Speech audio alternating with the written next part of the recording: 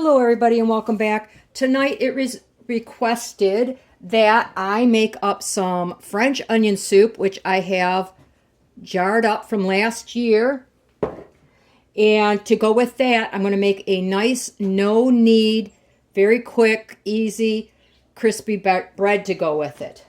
So let me start with the ingredients that you need. You only need 4 things. It's so easy. Okay, this comes together so easy. First, I have 1 1/4 cups of warm, not hot, water. You want it warm, like you would put in a baby in a bath. To that, I'm going to add 2 teaspoons of yeast. That's why you don't want it too hot. You don't want to kill your yeast. Okay. In another bowl, I have 3 cups of flour. To that, I am adding 1.5 teaspoons of salt. I don't want to put it directly in with my yeast because that can kill your yeast. Okay, so I have my salt on top. I like to mix this together really well before I add my flour to the bowl. Okay. So far, what do we have? 1 1/4 cups of water, 2 teaspoons of yeast, 1.5 teaspoons of salt, 3 cups of flour.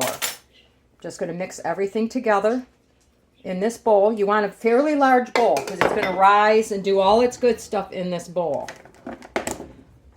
So I'm just going to mix it all together until the water is all absorbed.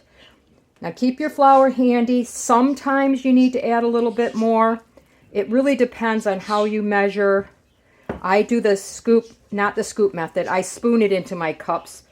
So, or sometimes you need a little bit of water.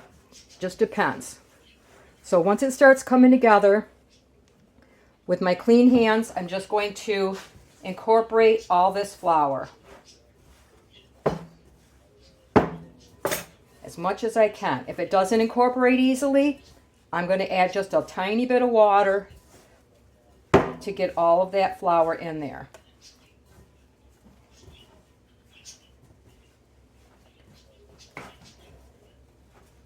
Okay, it's still sticky, so it should take up most of this flour. Let's scrape off what I can off the sides here. And I'm just bringing it together. Like I said, I'm not really kneading this. I'm just mixing it at this point. I mean, I guess I am doing a little bit of kneading and bringing it together, but it's not like where you have to knead it for 10 minutes. There, my dough is pretty much done at this point. That's real time, guys. Okay, so now I am just going to cover my bowl for, I'm going to be leaving the house for a couple of hours. But if I had the chance, every half hour or so, I would just do a quick flip with it or knead with it. Basically what you're going to do is you're going to take and just bring it to the center, go to the other side, bring it to the center. Right now it's too wet. You can see, if you wet your fingers, it helps a lot. I didn't wet my fingers, obviously, this time. But just pull it up as much as you can, as much as you want. You don't have to at all if you don't want to. I'm going to leave this. When I come back, I'm going to get my oven ready and I will bake it up for dinner. I'll show you how it rose when I get back home. Okay, well, I got home. I let my bread rise. It's hard to tell in this bowl, but it's doubled in size. This is just a very wide bowl. And I'm going to need to turn this out and shape it for my pan.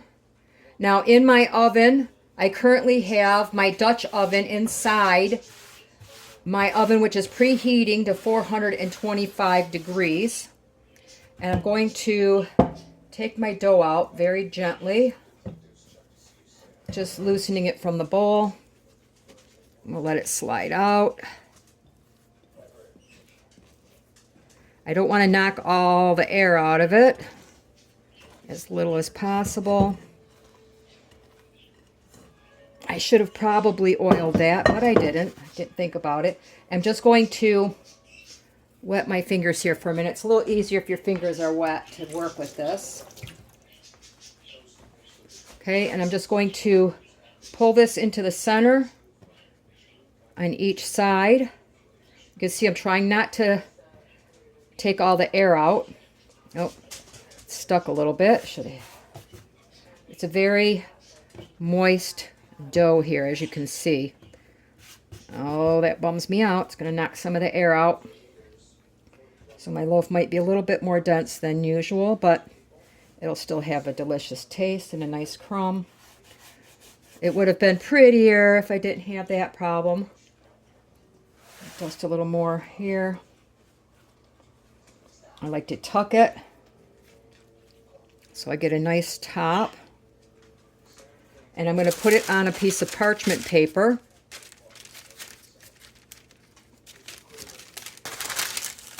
I'm going to cover this with my bowl again. I'm going to let it rest for just a few minutes while my oven is heating. So I'm going to give it about 15 minutes to make sure my oven's fully up to temperature. Okay, now that my Dutch oven is screaming hot, I'm going to drop this in there without burning myself. And you want to make a slash on the top. If you have a razor blade, you can do that. I am looking for my kitchen scissors. All right, so I'm just going to make a snip. I like to go 2 ways. Snip, snip. I'm going to put this in the oven and let it bake covered for about 30 minutes at 425. That's going to allow some steam and stuff to build up in there. And then after 30 minutes, I'm going to turn the oven down to 375, and I'm going to cook it another 25 to 30 minutes. All right, my bread is done. I'll show you how beautiful that looks. Now, don't do as I say, or do as I say, not as I do, I guess. You should let this cool completely before you slice into it. It helps the texture a little bit better, but dinner's already late for us, so I am going to let it rest just until my soup is done, and then I'm going to have to slice into it so that we can have it with our dinner.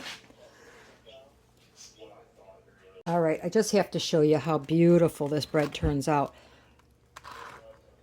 Isn't that gorgeous? It would be so much better if I waited till it was cool, but like I said, I don't have time for that because we're going to have dinner. And here's our soup in the background. I have the cheese. I put it underneath instead of making it fancy so that it can melt a little better so that we can blend it into our soup. But this is going to be dinner tonight.